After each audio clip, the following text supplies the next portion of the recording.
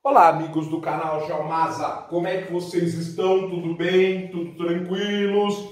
Meus amigos, nós viemos para mais uma edição da revista Pesquisa FAPESP do mês de novembro de 2021, número 309, onde nós estamos fazendo uma entrevista realizada pelo Yuri Vasconcelos com o título Uma Pensadora dos Jogos, que narra a vida acadêmica da matemática Marilda Sotomayor. A senhora conseguiu, mesmo sem me dar conta da importância tanto de ordem prática como teórica desse resultado, encontrar uma prova mais curta para ele era um grande desafio. Fui para casa com aquele papel e trabalhei com afinco no fim de semana. Foi difícil esperar pela segunda-feira para mostrar minha demonstração ao Gale. Quase no final de minha apresentação, ele começou a bater palmas e exclamar muito empolgado: "Você provou, você provou." Começou aí meu percurso num campo de pesquisa quase inexplorado até então, que contava somente com uma meia dúzia de artigos, mas que abria as portas para o surgimento de uma teoria matemática com muitas aplicações à economia e que receberia ao longo dos anos a contribuição de inúmeros matemáticos e economistas, conquistando finalmente o seu reconhecimento com o Nobel de Economia em 2012. Nós temos um olho nesta página declarando o seguinte: sempre fui boa aluna em matemática. Aos 9 anos recebi um prêmio por ter tirado a maior nota na prova final. Na página seguinte, a última da entrevista, minha eleição em 2020 para integrar a Associação Americana para o Avanço da Ciência foi um sonho. Seu marido também é matemático? Sim, em 1970, já professor da PUC do Rio de Janeiro, casei-me com ele, que já era um matemático renomado e me deu o seu exemplo. Dividiu comigo as tarefas domésticas, criou comigo 2 filhos e foi o maior incentivador da minha carreira. Atualmente, Jorge é professor titular aposentado da USP. Trabalha em sistemas dinâmicos, espécie de função que representa os valores que uma variável assume ao longo do tempo, como a que representa o balanço do pêndulo de um relógio. Eu o conheci no IMPA, em 1970, onde ele foi professor titular por mais de 20 anos. É peruano, hoje naturalizado brasileiro. Veio para o Brasil em 1962 para estudar sistemas dinâmicos com Maurício Peixoto, que viveu de 1921 até 2019, professor e um dos fundadores do IMPA. Terminou o doutorado em 1964.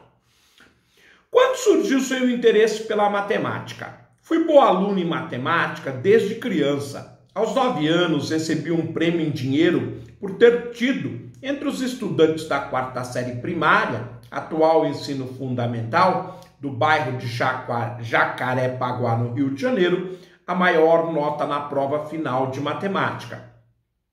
Foi sempre muito estimulante intelectualmente para mim o desafio de resolver problemas matemáticos. Mas foi no 4º ano do ginásio da Escola Normal Carmela Dutra, no Rio, no qual me formei em 1961 professora primária, que descobri que queria ser docente de matemática do curso médio.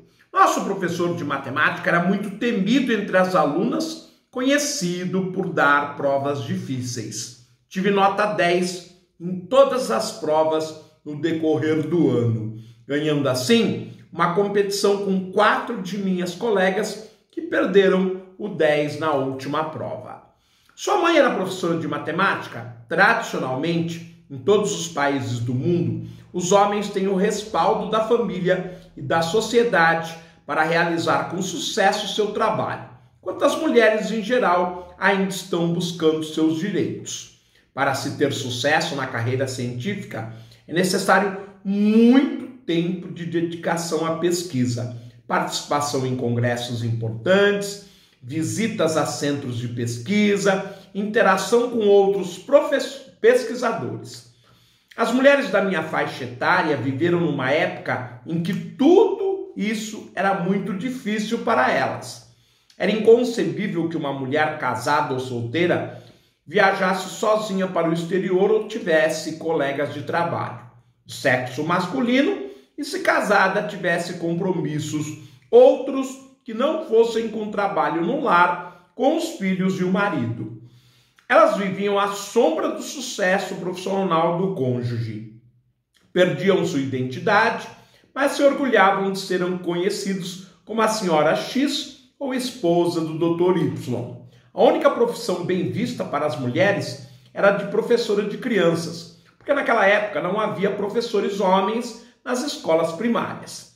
Uma minoria foi para a universidade. No meu caso, tive o privilégio de ser filha de uma professora de matemática de ensino secundário que estava à frente do seu tempo.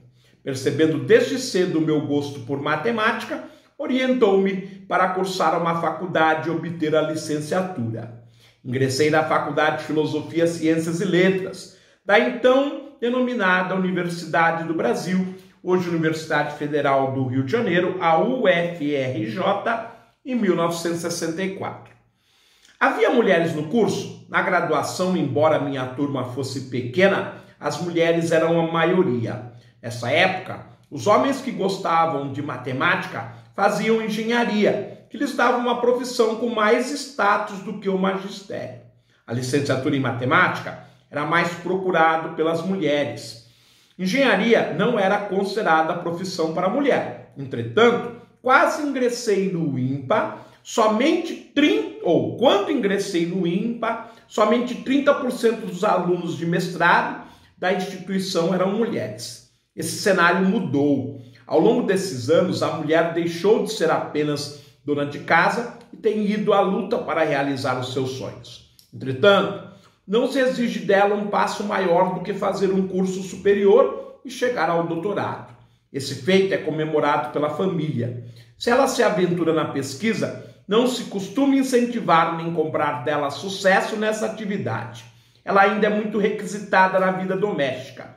E quando a profissão do cônjuge não é acadêmica, os interesses de ordem profissional podem conflitar. Talvez isso explique a baixa representatividade feminina em prêmios científicos e de pesquisa. O prêmio TUAS, Academia Mundial de Ciências do Terceiro Mundo, considerado o Nobel dos Países em Desenvolvimento e que recebi em 2016, é um exemplo. Dentre os ganhadores nas 9 categorias, fui a única mulher. No Brasil, demos um salto grande na participação da mulher nas universidades. Mas em alguns países mais desenvolvidos economicamente, como o Japão, ser professor do ensino superior ainda é uma profissão de homens. Como está sua vida em meio à pandemia do novo coronavírus? Eu e meu marido estamos em confinamento desde o início da pandemia. Mas após 20 anos morando em São Paulo, tornei-me muito caseira. Por outro lado, temos a sorte de morarmos numa casa grande e confortável aqui no Rio de Janeiro, onde podemos caminhar pelo quintal e tomar sol. Temos uma piscina aquecida e coberta, que nos permite exercitar em qualquer época do ano. É a casa onde cresci. Em janeiro do ano passado, iniciei uma reforma. Sou arquiteta e administradora ao mesmo tempo. E essas atividades, juntos com a de dona de casa, embora ambas sejam muito prazerosas, têm me consumido bastante. Descobri que gosto de cozinhar e coleciono as queimaduras. Assim, tenho pouco tempo livre para as minhas pesquisas, o que tem me angustiado muito. Mas o que me incomoda mais da pandemia é o fato de não poder receber ninguém aqui que venha de ônibus ou não poder ter uma consulta médica presencial. Profissionalmente, o que mudou com a pandemia? Quase nada. Desde 2014, estou aposentada da USP, onde obtive minha livre docência em economia, na Faculdade de Economia, Administração e Contabilidade, a FEA. Hoje tenho uma posição na Fundação Getúlio Vargas, no Rio de Janeiro, onde ofereço um mini curso anual de 1 mês e meio. Como pesquisadora, gosto de trabalhar em casa, pois produzo mais. No ano passado, consegui terminar 3 artigos que estão submetidos para publicação. Também participei de um congresso online em Providence, nos Estados Unidos, como convidada. O ano de 2020 foi muito gratificante. Em maio do ano passado, fui eleita membro da Associação Americana para o Avanço da Ciência, a AAS, que no Brasil é equivalente à Sociedade Brasileira para o Progresso da Ciência, a SBPC. Mas por conta da pandemia, minha posse foi adiada para 2022. De qualquer forma, a minha eleição foi como um sonho bom no meio de um grande pesadelo. Ainda em 2021, tenho 2 artigos para terminar e a participação em 2 congressos internacionais como palestrante convidada. Considero-me uma pesquisadora realizada, cujo trabalho científico tem sido reconhecido no Brasil e no exterior. Desta maneira, nós encerramos então essa entrevista, 4º programa sobre o perfil da Marilda Sotomayor, onde aprendemos muita ciência, muito a vida acadêmica e a produção na área de matemática. Grande abraço para vocês todos, eu espero contar com a presença de vocês em um novo Jornal do Masa. Fiquem bem e eu os vejo em breve. Tchau, pessoal!